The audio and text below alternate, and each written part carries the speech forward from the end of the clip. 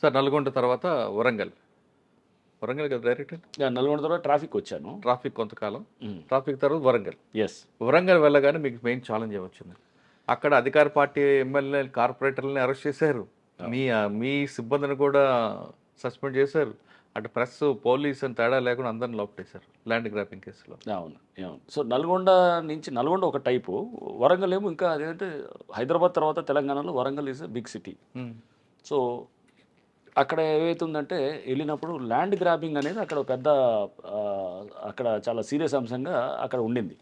ఎందుకంటే దాంట్లో మెయిన్గా రూలింగ్ పార్టీలో ఉన్న వాళ్ళు, పవర్ఫుల్ వాళ్ళు, వీళ్ళందరూ కూడా దీంట్లో ఇన్వాల్వ్ అవుతారు. ఎవరైనా కానీ ఎక్కడైనా కానీ ఒక తప్పు చేయాలంటే కనుక అపోజిషన్ అయితే కనుక అతన్ని పోలీసు ఈజీగా కౌంటర్ చేస్తాం.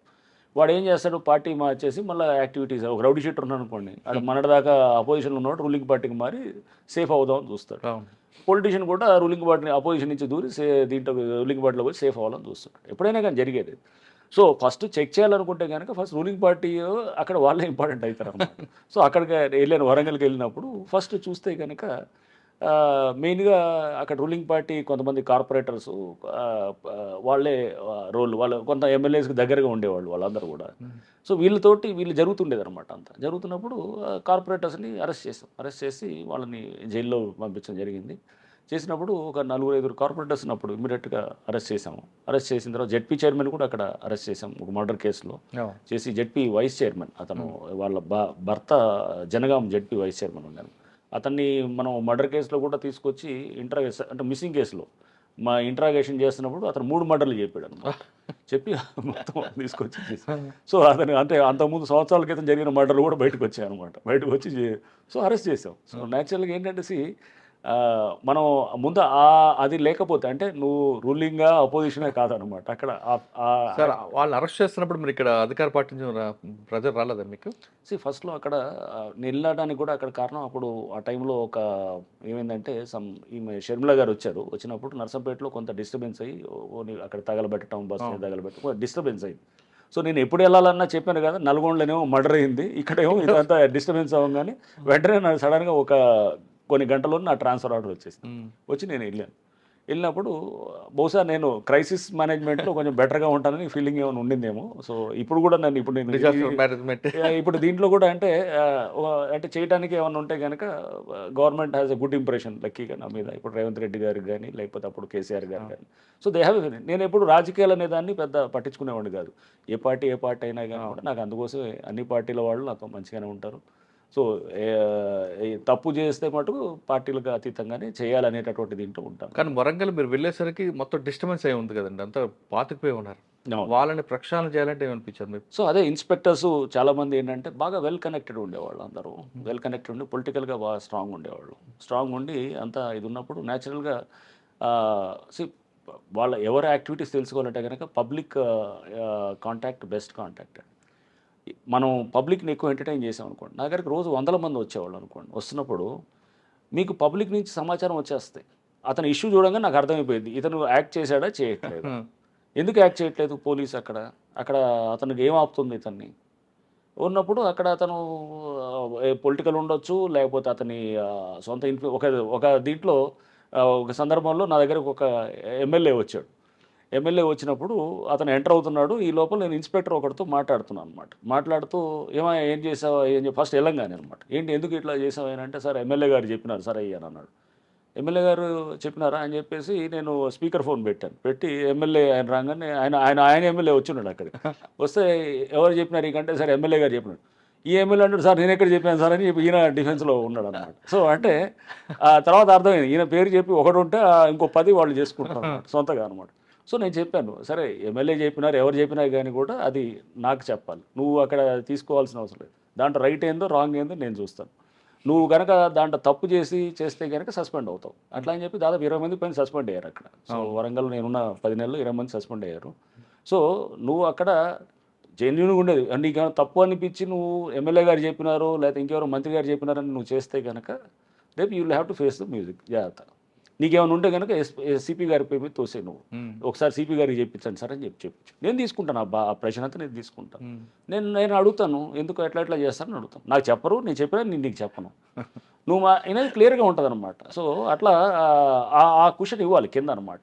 కింద వాళ్ళకి ఏంటంటే అది లేకపోతే వాళ్ళు సతమతం అయిపోతారు అనమాట. వాళ్ళకి ఆ ప్రెషర్ ఫీల్ అవుతారు, అంటే ఎమ్మెల్యే ఒకటి చెప్తే వీళ్ళు ఒక 4 యాడ్ చేస్తారు అందులో. అడ్గేట్ చేస్తారు. లేకపోతే నిజంగా ప్రెషర్ ఉన్నా కానీ కూడా అతను తట్టుకోలేని పరిస్థితి ఉన్నప్పుడు మనం అతనికి ఆ కుషన్ ఇవ్వాలన్నమాట. ఇచ్చి మనం అతనికి లేదు నువ్వు నేనున్నాను నీకు అని ఆ కంఫర్ట్ ఇస్తేనే లీడర్షిప్ అనేది నేను అట్లా అనుకుంటాను అన్నమాట. అంటే మనం ఒక వాళ్ళకి ఆ భరోసా ఇవ్వగలిగితేనే వాళ్ళు ప్రెషర్ని నీకు ఫీల్ పర్వాలేదు, ప్రెషర్ నేను తీసుకుంటాను, నువ్వు ఫ్రీగా పనిచేయి.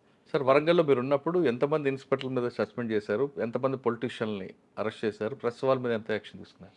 లేదు నాకు నెంబర్ గుర్తులేదు కానీ బట్ అదే అరౌండ్ 24, 25 దాకా సస్పెన్షన్స్ అయినాయి ఆ టైంలో. పోలీసు.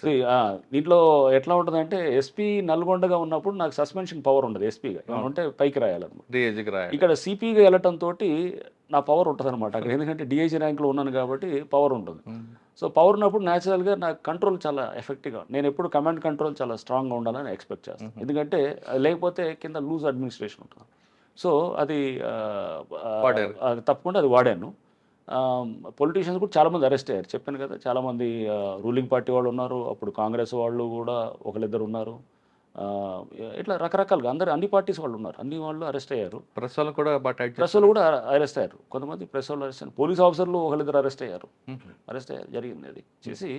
అంటే ముందు ఒక వ్యవస్థ అనేది ఒకటి ఉండాలి మురళి, ఫస్ట్ సింపుల్ అది. సిస్టమ్ ఇప్పుడు స్ట్రాంగ్ ఉండాలి. సిస్టమ్ స్ట్రాంగ్ ఉండాలి.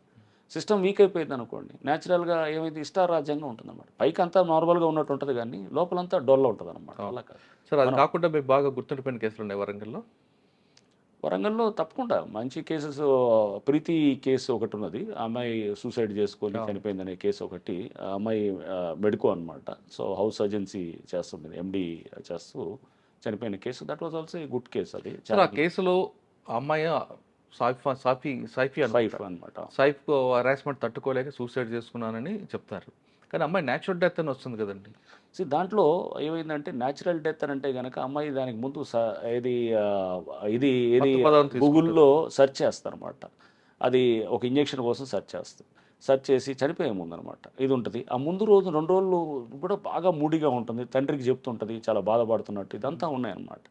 సో బట్ ఇంజెక్షన్ అనేది వీళ్ళు ఏంటంటే ఇమీడియట్గా అక్కడ మనకి వాళ్ళకి అమ్మాయి అంటే పడి కొలాప్స్ అయిపోయింది కానీ వీళ్ళు అన్ని రకరకాల ఇమీడియట్ ఫస్ట్ అంటే ఎమర్జెన్సీ ట్రీట్మెంట్ ఇంటెన్సివ్ అక్కడ ఐసీయూకి తీసుకెళ్ళి కొంత తీసుకొచ్చి చేయడంతో మనకు ఫస్ట్ ఇనిషియల్గా కొన్ని మిస్ అవుట్ అయినాయి అనమాట. మనకి ఏది అక్కడ అంటే వాళ్ళు సిరెంజెస్ పొడవటం అనేది ఏది మనకి ఇది అనేది కొన్ని అంటే కొంత దాంట్లో ఇది ఉండింది కానీ బట్ షూర్ షాట్ అక్కడ మనకు ఉన్నటువంటి ఇన్వెస్టిగేషన్లు వచ్చినాయన్నీ కూడా డెఫినెట్గా అది సూసైడ్ వైపే మనకు అది చూపిస్తుంది అనమాట. అంటే ఆయన వేదములు తట్టుకోలేక సూసైడ్ చేసుకున్నారు. కరెక్ట్, ఎందుకంటే చాట్స్ ఉన్నాయి, అన్ని కూడా చాట్స్ ఉన్నాయి. చాలా డీడీ ఎందుకు లేదండి, డైన్ డిక్లరేషన్ చేయించలేదు? డైన్ డిక్లరేషన్ అమ్మాయి అసలు మాట్లాడే పరిస్థితి ఎక్కడ ఉంది అసలు?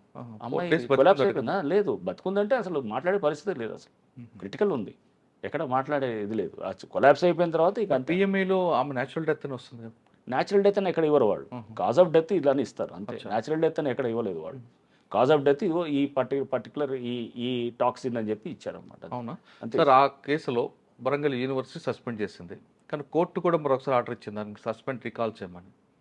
సస్పెన్షన్ ఏది మీరు అనేది? స్టూడెంట్కి సస్పెన్షన్ చేశారు కదా అతన్ని, ఎక్స్పైరీ చేసిన తర్వాత సస్పెండ్ ఎత్తిమని కోర్టు ఆర్డర్ ఇచ్చిన తర్వాత డెఫినెట్గా ఉంటుంది సస్పెన్షన్ అనేది. ఎందుకు అతను ఇమీడియట్గా ఇది ఉంటుంది, ఎందుకంటే అతను ర్యాగింగ్ అనే దాంట్లో అతను అరెస్ట్ అయ్యాడు, ర్యాగింగ్ సూసైడ్ దీంట్లో చేసిన తర్వాత సస్పెన్షన్ అనేది ఒక మెజర్ అది. బట్ అది పర్మనెంట్గా సస్పెండ్ చేయరు కదా, అతను కేసు రేపు ప్రూవ్ అయ్యేదాకా అతను.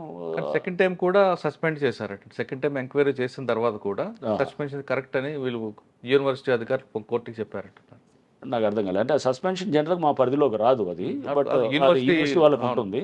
సో బట్ అది ఏదైనా కానీ కూడా మేము అరెస్ట్ చేయగానే వాళ్ళు సస్పెండ్ చేశారు. మీరైతే నమ్ముతున్నారు 100%? అది ఎందుకంటే అది మనకి ఆ కేసు దర్యాప్తులో చాట్స్లో అన్నింటిలో చూసినప్పుడు కూడా చాలా స్పష్టంగా అర్థమవుతుంది అనమాట. There was a clear harassment. ఆ అమ్మాయి ఎవరెవరితో షేర్ చేసిందనే దాన్ని కూడా క్లియర్గా మన దగ్గర అంతా విత్ చాట్స్ తోటి దొరికింది. కోర్టు ఎందుకు అవన్నీ మరి పెట్టినప్పుడే కదా అతను బెయిల్ రాలేదా, చాలా రోజులు అతను దాదాపు 3 నెలలు ఉన్నాడు అతను. సో అది బెయిల్ రాలేదంటేనే ఇవన్నీ ఎవిడెన్స్ పెడతామే తోడు కదా అతను బెయిల్ రాంది కూడా. సార్ వరంగల్ తర్వాత ఎక్కడికి వచ్చారండి? వరంగల్ తర్వాత నేను మళ్ళీ ఇక్కడ క్రైమ్స్కి వచ్చాను. క్రైమ్స్కి వచ్చేసి తర్వాత సిసిఎస్లో అది అడిషనల్ సిపి క్రైమ్స్ పోస్ట్లో ఉన్నాను. ఒక 2 months ఉన్నాను, అంతే, ఎక్కువ రోజులు లేను. ఆ తర్వాత నెక్స్ట్ సార్ అక్కడే సాహితీ కూడా ఉన్నట్లుంది కదా. సాహితీ కేసు కూడా ఉంది. సాహితీ కేసు ఇంపార్టెంట్ కేసు. అందుకే అప్పటికే ఒక 1.5 2 years ముందే ఆ కేసు రిజిస్టర్ అయింది. రిజిస్టర్ అయింది, అరెస్ట్ అయి ఉన్నారు. అతను బూదాటి లక్ష్మణ్ అని వీళ్ళంతా మెయిన్ వాళ్ళందరూ కూడా అరెస్ట్ అయి ఉన్నారు. సో నేను యాక్చువల్గా అక్కడ సెట్ అయ్యే లోపలే ఆ కేసులో, అంటే అప్పటికే అరెస్ట్లు అయి ఉన్నారు. అరెస్ట్లు అయ్యి అంతా కూడా మొత్తం సో మొత్తం మనకి క్లారిటీ వచ్చింది. అంటే అక్కడ కేసు దర్యాప్తు ఒక స్టేజ్లో పబ్లిక్ వీళ్ళందరితో కూడా మీటింగ్స్ పెట్టడము, పెట్టేసి వాళ్ళతో కూడా అందరితో ఒకసారి మాట్లాడిన తర్వాత మేము చెన్నై కూడా వెళ్ళాము. ఈ కేసెస్లో ఎలా హ్యాండిల్ చేస్తున్నారు చెన్నైలో వాళ్ళు కొంత వాళ్ళ టీం, అక్కడ ఈఓడబ్ల్యూ టీమ్స్, అది దీంట్లో కొంత మంచి ఎక్స్పర్టీస్ ఉన్నాయన్నమాట. సో వాళ్ళతో కూడా నేను అప్పుడు డీసీపీ డీడీ అండ్ ఇంకా కొంత ఇతర ఆఫీసర్స్ అందరూ కూడా వెళ్ళాము. వెళ్ళి అక్కడ ఒక 2-3 days ఉండి కూడా వాళ్ళతో కూడా ఇంటరాక్ట్ అయినప్పుడు మాకు అక్కడ అర్థమైంది. మనకి వాళ్ళకి ఏంటి సార్ తేడా ఉంది అక్కడ? అక్కడ కొన్ని ప్రావిజన్స్ లాలో కొంత ఉన్నది, కానీ బట్ ఏదైనా కానీ కూడా ఏమవుతుందంటే విక్టిమ్స్కి అనేది కొంత టైం పడుతుంది అనమాట న్యాయం జరగడానికి. అంటే ఆస్తులు అటాచ్ చేస్తుండొచ్చావు కానీ బట్ అది మళ్ళీ వెంటనే వాళ్ళకి న్యాయం జరగడానికి వాళ్ళ ఏదైతే కోల్పోయిన సొమ్ము ఉందో అది అప్పగించడానికి అక్కడ కూడా చాలా టైం కన్స్యూమ్ ప్రాసెస్ లాగా అనిపించింది అనమాట. సో దానికి కొంత మన దగ్గర కూడా కొన్ని లీగల్ ప్రాసెస్ని ఏమన్నా మనం మార్చుకోవడానికి లేకపోతే ఇంకేమన్నా బెటర్గా చేయడానికి అనేది కూడా చర్చ జరిగింది అనమాట. నేను ఉన్నప్పుడు ఇదంతా దిస్ వాజ్ February దాకా అనమాట. ఆ తర్వాత బహుశా ఏమన్నా వీళ్ళు ఏమన్నా దాంట్లో లీగల్గా ఏమన్నా ఇంకేమన్నా బెటర్ సిస్టమ్స్ ఏమన్నా అడాప్ట్ చేస్తుండో వచ్చాము కూడా అనేది. అక్కడ నుండి మీరు మల్టీ జోన్ 1కి వచ్చాను. అక్కడ ఒక 3.5 months ఉన్నాను. అక్కడే ఉందండి అచీవ్మెంట్ అని నేనేమన్నా కానీ అక్కడ నేను ఎలక్షన్స్ టైంలో ఉన్నాను. సో న్యాచురల్గా అన్ని జిల్లాలకు వెళ్ళి అక్కడ కొంత రివ్యూ చేస్తుండేవాడిని, క్రైమ్ రివ్యూస్ కూడా చేస్తుండేవాడిని. దాంట్లో కూడా కొంత అంటే బేసికల్గా ఏంటంటే కొంచెం కంట్రోల్స్ ప్రాపర్గా ఉండాలి. అంటే సిస్టమ్ అక్కడ దాదాపు 30 మంది ఆఫీసర్స్ సస్పెండ్ అయ్యారు. దాంట్లో ఇన్స్పెక్టర్స్, ఎస్ఐలు కానీ వీళ్ళందరూ కూడా. ఎందుకండి మీరు మీ డిపార్ట్మెంట్ ఎక్కువగా అంటే ఇప్పుడు అక్కడ వస్తుంది, సపోజ్ ఎవడో ఒక తప్పుడు కేసు పెట్టారనుకుందాం, ఫర్ ఇన్స్టెన్స్ తప్పుడు కేసు పెట్టి చేస్తున్నప్పుడు అతన్ని మనం ఎట్లా వదిలేస్తాం? ఒక రాంగ్ కేసు పెట్టి ఎవడో చేశాను. పోలీసులో డెఫినెట్గా అది కొంత అంటే మీరు ఎవరైనా అరెస్ట్ చేసి మీరు జైలుకి పంపించినప్పుడు అది చిన్న విషయంగా తీసుకోవటానికి లేదు. ఓ రాంగ్ కేసు పెట్టి ఒకరిని అరెస్ట్ చేసి మీరు జైలుకి పంపిస్తున్నప్పుడు అది జస్ట్ ఏదో అక్కడేదో ఎవడో చెప్పాడనో లేకపోతే ఎవడో ఇన్ఫ్లుయెన్స్లో ఉండి చేస్తే కనుక సీరియస్గా తీసుకోవాలన్నమాట. అట్లానే గ్యాంబ్లింగ్ క్లబ్బులు నడిపిస్తూ అక్కడంతా కూడా యథాచ్ఛగా నడుస్తుంది అనుకోండి. పోలీసులో కొంత డెఫినెట్గా ఈ అంటే యూనిఫామ్ సర్వీస్ కాబట్టి కంట్రోల్స్ కొంచెం ఎఫెక్టివ్గా ఉంటాయి అన్నట్టు. అండ్ దారి తప్పడానికి కారణం ఏమనుకోవచ్చండి? రకరకాల ఫ్యాక్టర్స్ ఉంటాయి. అక్కడ లోకల్ ఇన్ఫ్లుయెన్సెస్ ఉండొచ్చు, సిస్టమ్ కూడా ఉండొచ్చు, రకరకాల ఉంటుంది. ఏది ఉన్నా కానీ కూడా నువ్వు ఇప్పుడు అక్కడ మేము చేసేటప్పుడు కూడా ఏంటంటే ఒక లైన్ దాకా చూస్తాం. చూసిన తర్వాత ఇది ఎక్సెస్ అనిపిస్తేనే దాని మీద అతని మీద యాక్షన్ ఉంటుంది. ప్రతి చిన్నదానికి సస్పెన్షన్ చేయం, అది చెక్ చేస్తాం. ఇతను నిజంగా ఇతనికి సస్పెండ్ చేయడానికి ఇతనికి పూర్తిగా ఇతని ట్రాక్ రికార్డ్ ఎలా ఉంది, ఆ ఇన్సిడెంట్ ఎలాంటి ఇన్సిడెంట్ చేశాడు. ఇప్పుడు మా దగ్గరకు వచ్చేది ఎక్కడో 1-2 ఇన్సిడెంట్స్ వచ్చాయనుకోండి, బట్ అట్లాంటి అతను 100 చేస్తాడు అనమాట. రేపు ఒకవేళ చెక్ చేయకపోతే కనుక అవుతుంది అనమాట. ఆ చెక్ అనేది చాలా ఇంపార్టెంట్ అనమాట. సో ఈ జోన్లో 30 మంది మీద యాక్షన్ తీసుకోవడం జరిగింది, సస్పెండ్ చేశాము. దాదాపు ఒక అతను కూడా డిస్మిస్ చేశాను. ఒక ఎస్ఐ అతను ఒక వేరే హెడ్ కానిస్టేబుల్ లేడీతో కూడా ఆమెని సెక్షువల్ అసాల్ట్ చేయటం, రేప్ కేసులో అరెస్ట్ చేశాము కూడా. చేసి అతని మీద చరిత్ర కూడా అట్లానే ఉంది. అతను ఏంటి అంతకుముందు ఒక అవుట్రేజింగ్ మోడల్స్, ఒక మహిళతో అసభ్యంగా దాని మీద కూడా అరెస్ట్ అయి ఉన్నాడు అప్పుడు. ప్లస్ అతను ఇంకో లేడీస్ కానిస్టేబుల్స్ తోటి మిస్బిహేవ్ చేసిన ఛార్జ్ మెమో కూడా అంతకుముందు ఇచ్చారు, డిసిప్లిన్ యాక్షన్. అతను అక్కడికి పోస్టింగ్కి వచ్చాడు. సో మనం యాక్చువల్గా పోస్టింగ్స్ ఇచ్చేటప్పుడు కూడా నేను కొంచెం జాగ్రత్తగా చూసేవాడు. చూసి మనం చెక్ చేసుకోవాలి ఫస్ట్. వీళ్ళ చెప్పిన ఎస్ఐ అక్కడ నుండి అక్కడికి రావడానికి వెనక పొలిటీషియన్ల యొక్క సపోర్ట్ అనుకోవచ్చా, లేదా ఆఫీసర్? లేదా అతను కొంచెం నక్సల్ వర్క్ బాగా చేశాడు. సో చేసి అతను కాళేశ్వరంలో నక్సల్ వర్క్ దీంట్లో అతన్ని అక్కడ తీసుకొచ్చారు, తెచ్చి ఉండొచ్చు.